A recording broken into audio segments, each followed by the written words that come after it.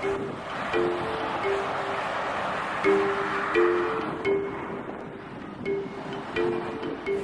voilà, je suis en direction de Copenhague. Copenhague, c'est la capitale du Danemark et c'est une ville qui est au nord de l'Europe.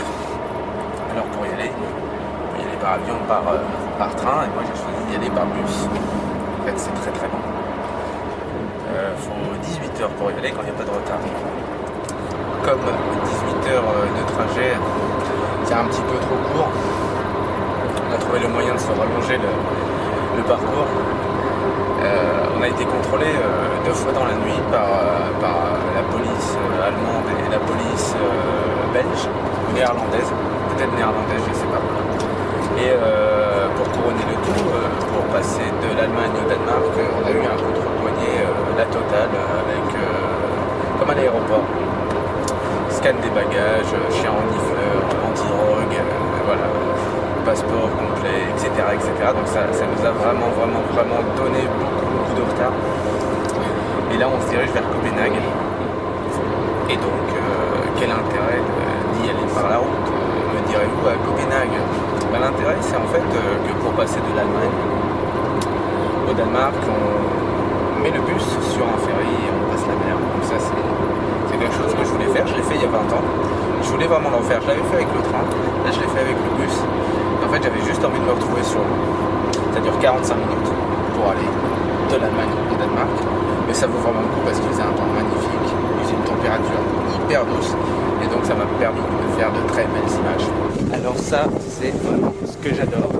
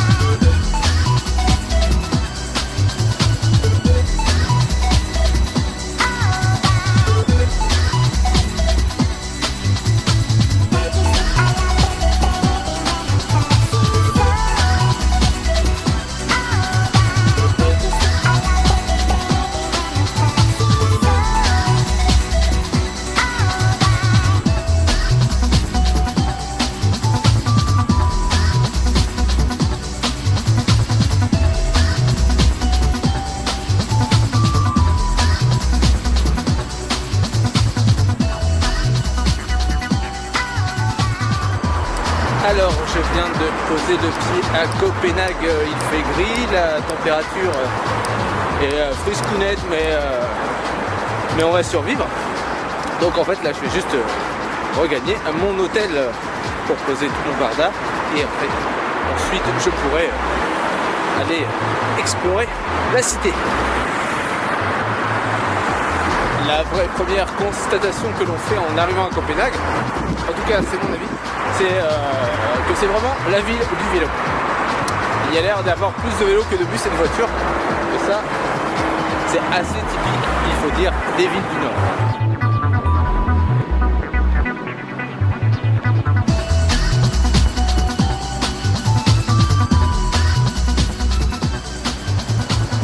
Le quartier de Christiania a été fondé en 1971 par une bande de hippies qui a récupéré un ancien terrain militaire désaffecté et qui aurait voulu en faire une ville indépendante de Copenhague avec des lois alternatives.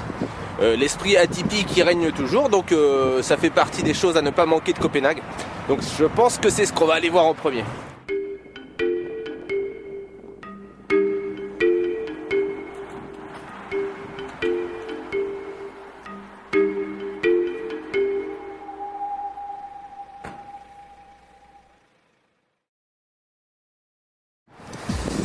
La visite de Christiana ne s'est pas excellemment passée.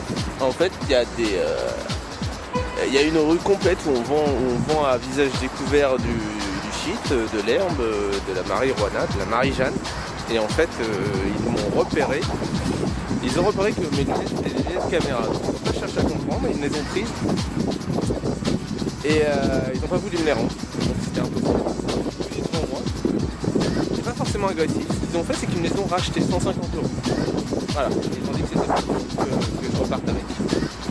Donc très bizarre impression de cet endroit. Une espèce de voilà, d'entité voilà, mais bon, c'est très bizarre. Donc la visite de Copenhague commence sous les meilleurs auspices. Bon, j'avoue que le fait qu'il me l'ait racheté atténue légèrement l'impression, mais voilà. On va essayer de continuer quand même, on va pas se laisser abattre parce qu'après tout, Copenhague, c'est pas que ça. Donc en fait, si vous allez visiter Christiana, que vous visitez, hein,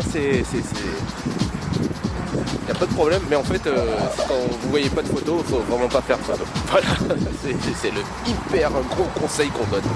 Ne faites pas de photos parce que il n'y a pas de photos.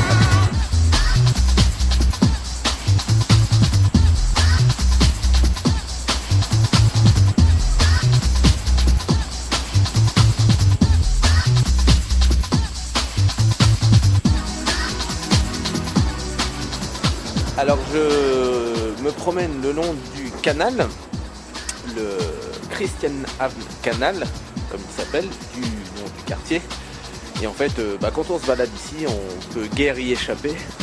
On tombe forcément dessus. Donc petite voie piétonne, petit port de plaisance. C'est très mignon, mais il n'y a personne. Je suis tout seul. Voilà, la ville est désertée.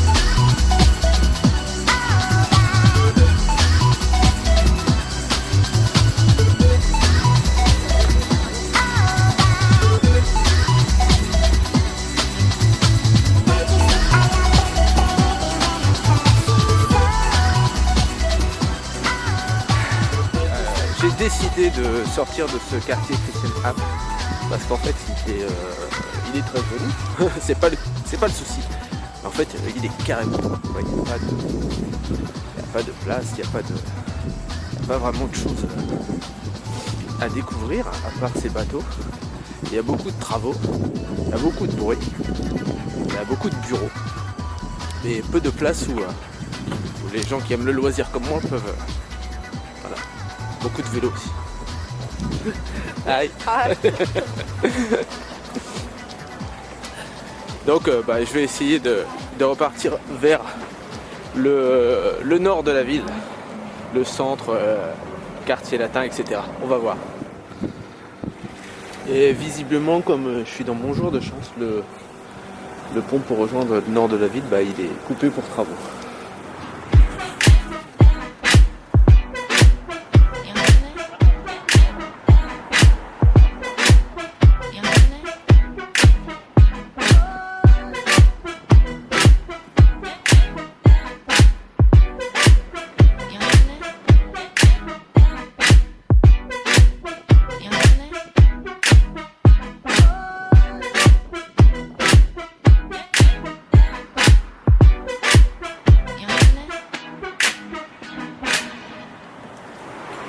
Alors j'ai réussi à me sortir du quartier Christianshavn. Il fait toujours aussi gris, il fait toujours aussi froid.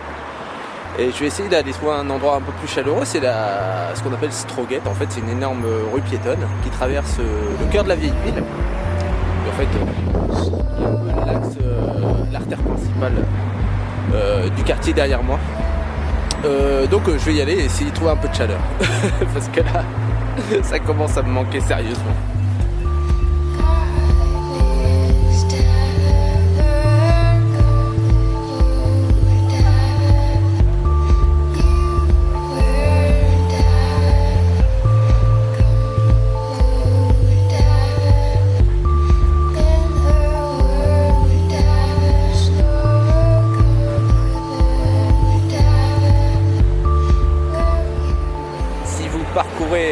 Strøget, cette rue piétonne qui arpente le cœur de la vieille ville, vous tomberez sur Hochbroplatz, qui est une des places les plus animées. On trouve tout ce qu'il faut, des cafés, des restaurants, des magasins. Beaucoup de monde y circule. Et donc moi je vais en profiter pour faire une petite pause et me trouver un café qui va m'accueillir pour me réchauffer, parce que vraiment là, même si le soleil revient un peu, il continue de faire vraiment froid.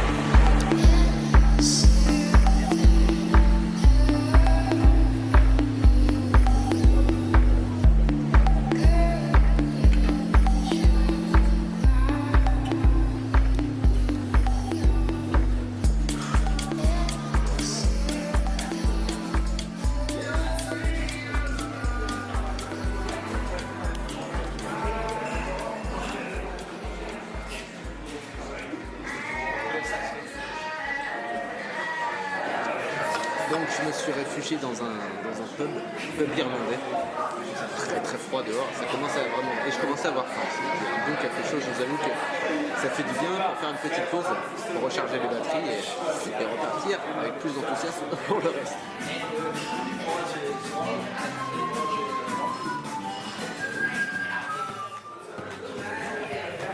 En plus, elle est hyper bonne. Une Caesar salade danoise, ça vaut le déplacement.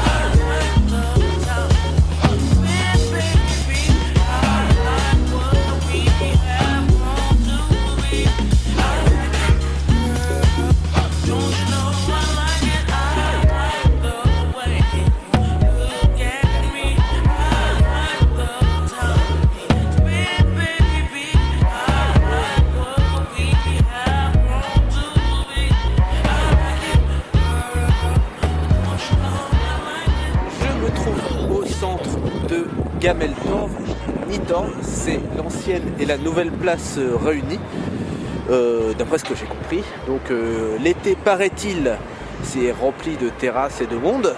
Là on est l'hiver, ça caille, et donc il y a moins de monde. Il y a quasiment personne. Enfin, il y a que des passants qui passent très vite, parce qu'il y a pas mal de vent. Toutes ces lumières nous donnent aussi un petit air de Times Square.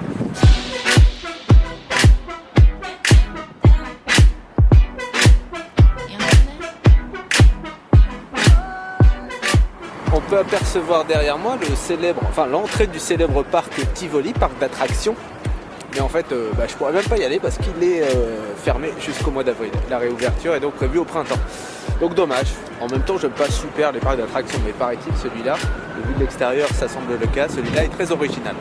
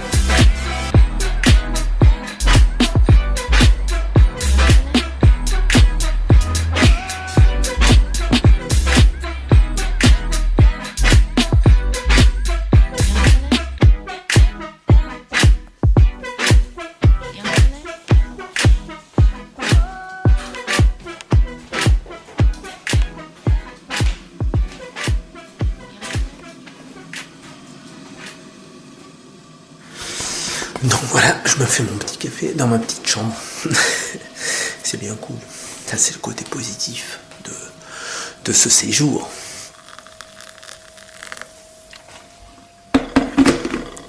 Maintenant, je vais essayer de pas trop me brûler les doigts, la bouche, la gueule. La choco, c'est la choco. Voilà, et une autre dédicace. Voilà. Non, ça c'est Pise. Mince. Oh, je me suis trompé. Elle est là, juste en face de ma chambre. Voilà, Paris. Voilà, je pose mon Fuki. Voilà. Et donc, qu'est-ce qu'il y a à la télé ce soir? L'Europa League de foot. Voilà ma chambre. Je me trouve devant Wolframtskirke. En fait, j'espère que je prononce bien. C'est un des édifices religieux les plus importants de Copenhague et en fait, il faut absolument venir le voir. Son originalité, c'est qu'il a une énorme tour en colimaçon qui culmine à 95 mètres de haut, qui nous permet de voir tout Copenhague. Le problème, c'est que c'est fermé jusqu'en mars. On est en février, donc je pourrais pas le faire.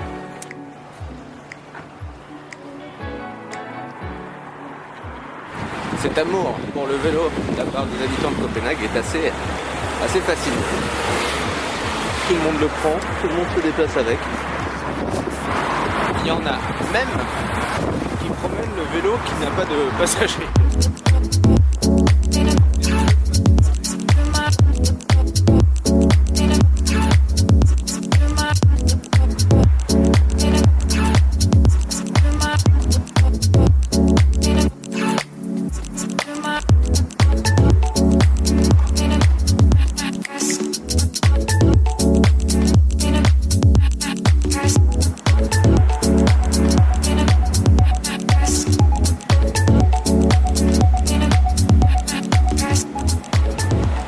Copenhague est une zone portuaire.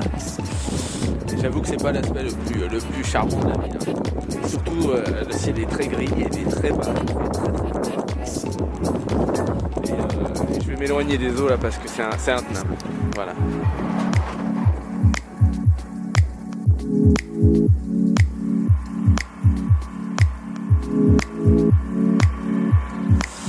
Un des incontournables de la ville, c'est son nouveau port Niavde. C'est en quelque sorte une image d'Épinal de Copenhague, reconnaissable à ses maisons montées sur pignon aux façades multicolores.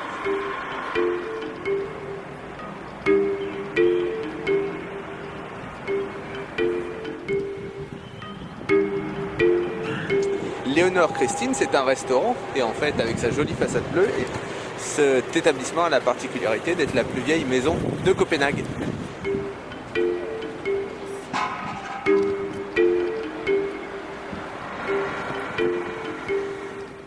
Alors là, j'ai essayé de trouver un petit refuge, donc je voulais vous montrer la maison numéro 67 du célèbre écrivain des contes d'Andersen, donc Monsieur Andersen.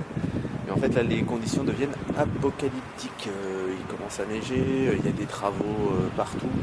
Il y a un boucan d'enfer, il fait moins 500 degrés. Donc je commence à être vraiment congelé. C'est vraiment pas facile de se balader à Copenhague en février. En tout cas en février 2015. Voilà, donc je sais pas, j'ai juste envie de me réfugier, de trouver un café et me réchauffer, me rafraîchir. Voilà, là, il y a du vent, c'est horrible.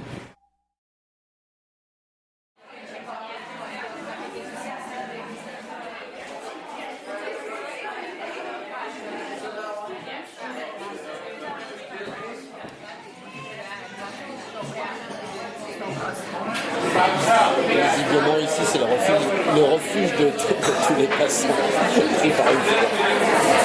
Alors je me suis commandé un second café, pas vraiment le choix. En attendant, il faut se réchauffer. Il faut passer le temps.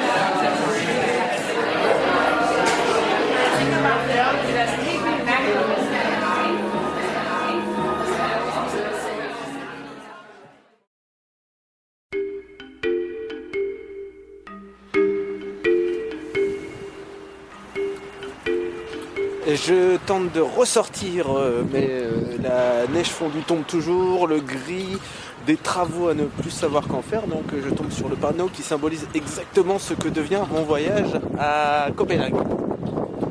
Alors près de Niave, il y a le palais Amalienborg, la place Amalienborg, enfin bref, une place symbolique de la royauté danoise. Je voulais, on n'est pas très loin, je vais essayer d'y aller, je suis pas sûr que ça donne grand chose. Ah c'est vraiment...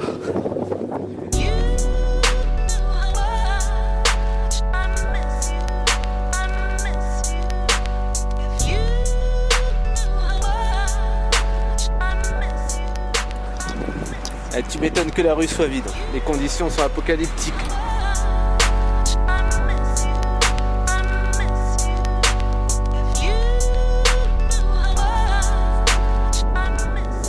La zone portuaire,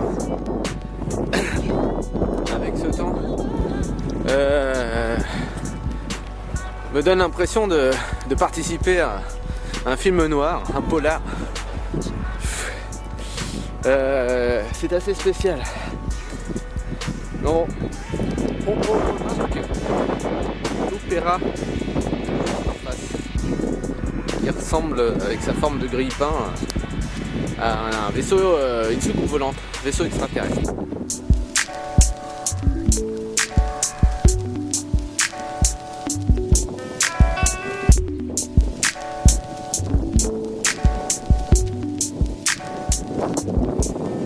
Juste derrière moi, exactement en face de l'opéra, se trouve Amalienborg, un des sites incontournables de Copenhague. Enfin, avec le temps qu'il fait, je crois qu'on peut se permettre de le contourner. Mais il est juste en face, on va aller le voir quand même. Ce serait dommage. Je sais pas si ça va donner quelque chose de bon.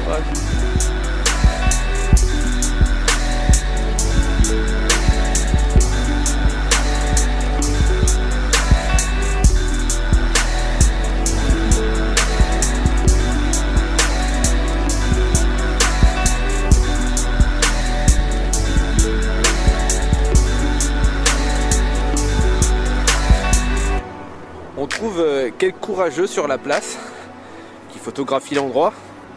Et je trouve franchement que les plus courageux, ce sont les gardes de Sa Majesté qui restent à faire le piquet et qui bougent pas, quoi. Et eux, ils doivent être frigorifiés ou habitués, je sais pas. Mais franchement, chapeau.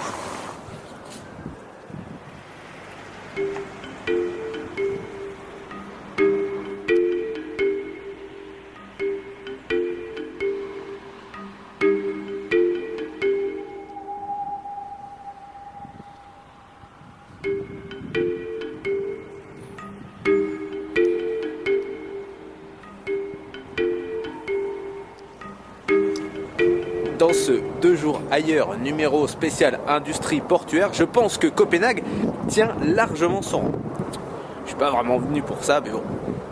Je suis venu en fait sur cette place pour voir un des derniers incontournables de Copenhague, c'est-à-dire sa petite sirène, une petite statue pensive en forme de sirène comme son nom l'indique et qui regarde la mer au loin.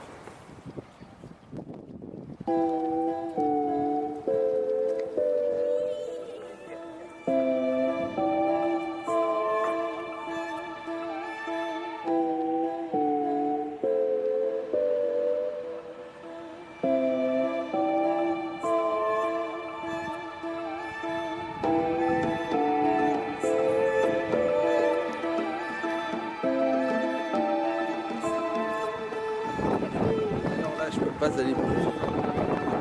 La petite sirène.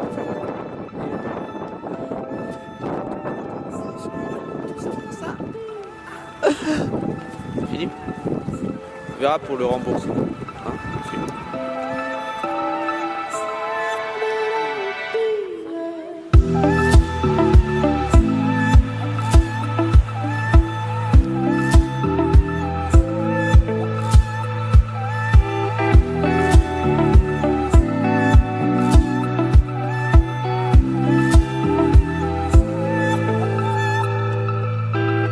I walk the streets, moonlight hanging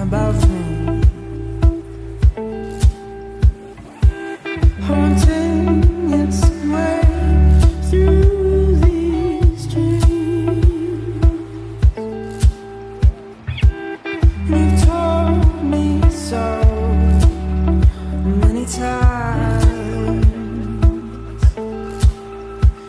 that this is the place we lose our minds. Hold me down.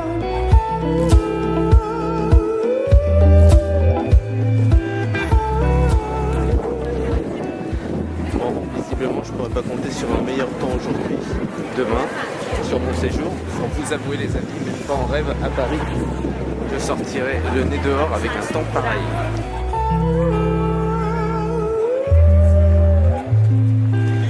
Ce petit chien qui fait une merde danoise, je sais pas ce que ça signifie, mais en tout cas, j'imagine rien de bon.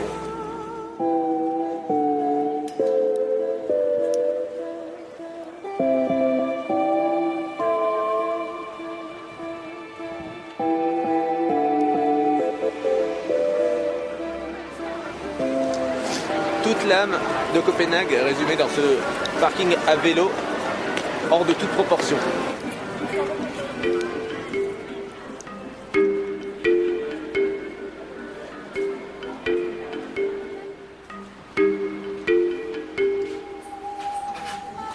Le temps étant donc propice à se réfugier, à se protéger du froid, j'en ai profité pour faire un petit détour dans une adresse par laquelle il faut passer à Copenhague, c'est le café Bankera. L'établissement se distingue par ses décors très bizarres, très étranges, faits d'animaux empaillés, de figures vaudou. Et donc, c'est vraiment agréable d'y déguster un petit café, bien chaud.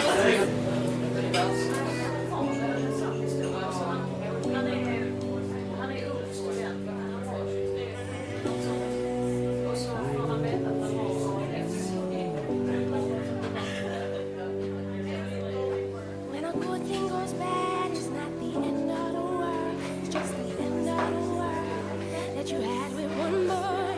It's the reason it happened, but he's overreacting. It's all because you don't want things to change. So cry if you need to, but I can't stay to watch you. It's the wrong thing to do. Touch if you need to, but I can't stay to hold you. It's the wrong thing to do.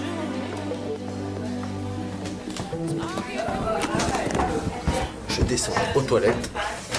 Là, on y découvre un univers très étrange.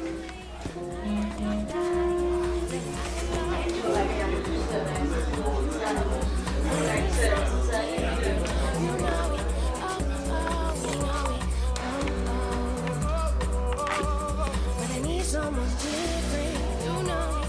Oh, oh, we know it. Oh, oh. There's something's been missing, you know it. Oh, oh, we know it. Oh, oh. And I need someone different, you know it. Oh, oh, we know it. Oh, oh.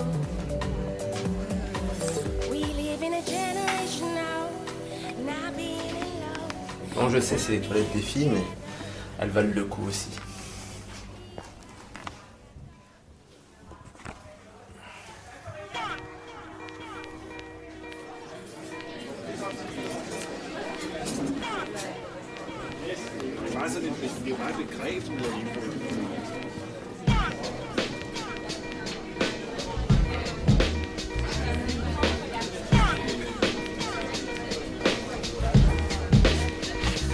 Dites-moi, quel endroit?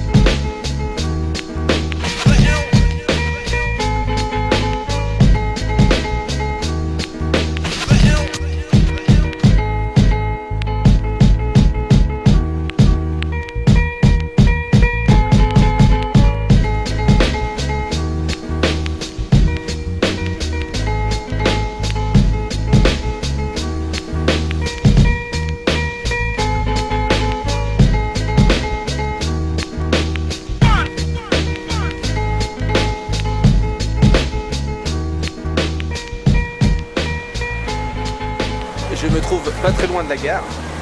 Et qu'est-ce que je fais pas très loin de la gare? En fait, je voudrais visiter ce qui s'appelle Côte Boyenne. Ce sont des anciens entrepôts frigorifiques, anciens abattoirs qui ont été réhabilités en lieu, paraît-il, très en vogue. Donc c'est juste à côté, on va y faire un petit tour.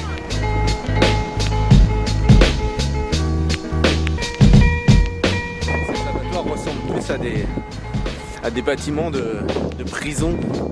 C'est pas très avenant au demeurant.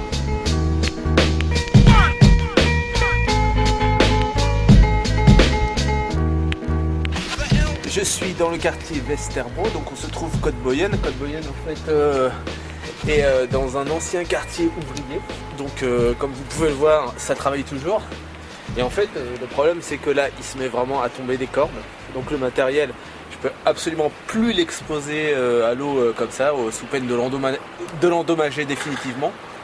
Donc bah, ce que je vais faire, c'est que je vais me réfugier dans un petit café, le café Mandela. Le café Mandela, il a l'air de servir des petites choses à manger et il est 15h30 et en fait il fait déjà presque nuit, c'est bizarre. Et en fait je vais aller me restaurer parce que là il faut que je fasse une pause et de toute façon il pleut tellement que je peux pas vraiment crapahuter comme ça dans les rues sous peine de finir liquéfié.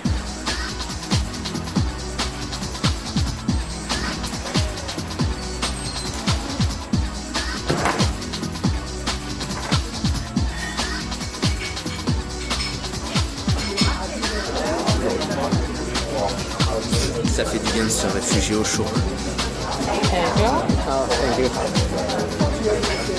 Tuborg est une bière danoise et donc il faut toujours goûter aux produits locaux.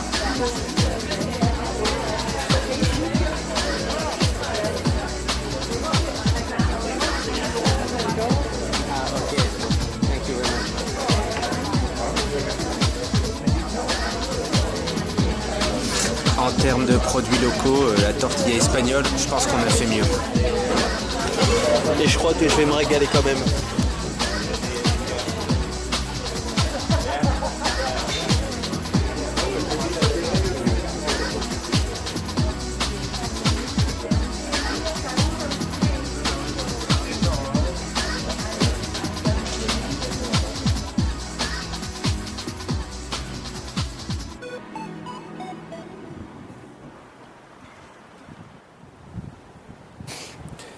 Je viens de passer 2 bonnes heures au Mandela Bar. Entre parenthèses, un petit café très sympathique.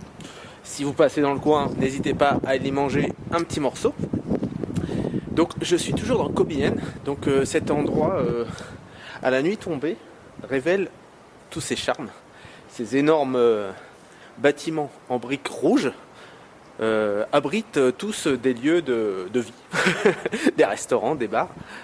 Il y a même une salle de spectacle et donc c'est très étrange, on se sent dans une ancienne cité ouvrière et en même temps c'est vide. Donc à un endroit je suis pas mécontent d'être tombé dessus.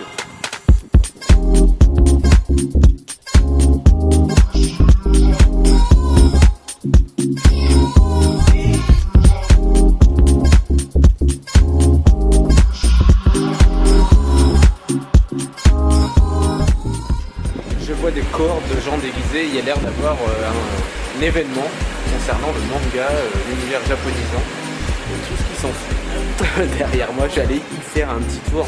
Tout le charme de Kobiyen réside dans ceci.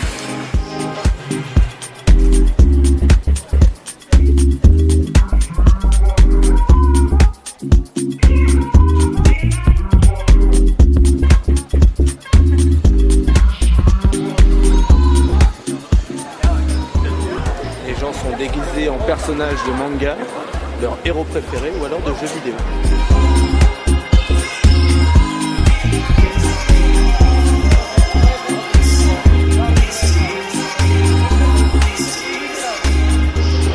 Il y en a de tous âges.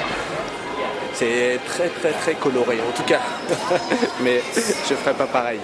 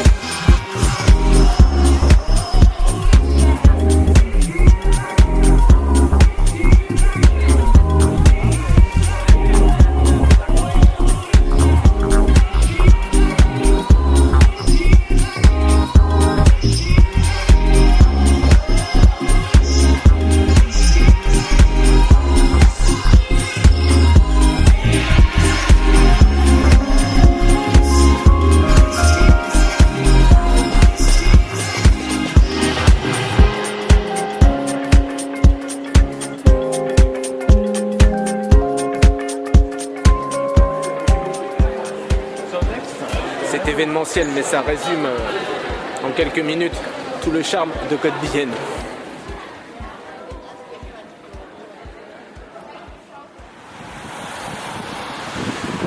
Je passe juste à côté du parc d'attractions Tivoli, qui a des architectures hors normes. Mais en fait, mon seul regret, c'est que ce parc est fermé jusqu'en avril, donc je pourrais pas le visiter, malgré le fait que ce soit un des incontournables. Donc si vous venez après avril,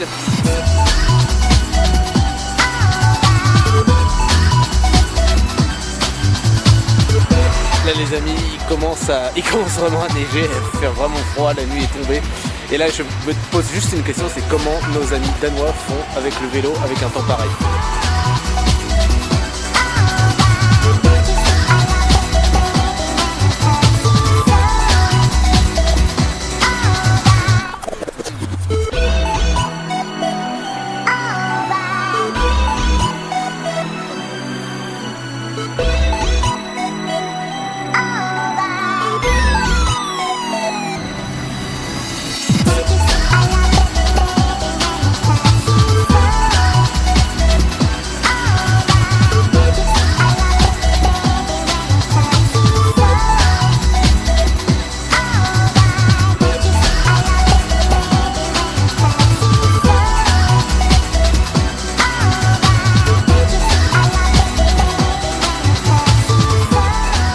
Pour moi, il va être l'heure de quitter Copenhague. Copenhague est une magnifique ville la nuit. Sur ce, à bientôt. Je ne sais pas, ailleurs, quelque part. Mais en tout cas, une chose est sûre, c'est qu'il faut aller voir ailleurs. Ça vaut vraiment le coup!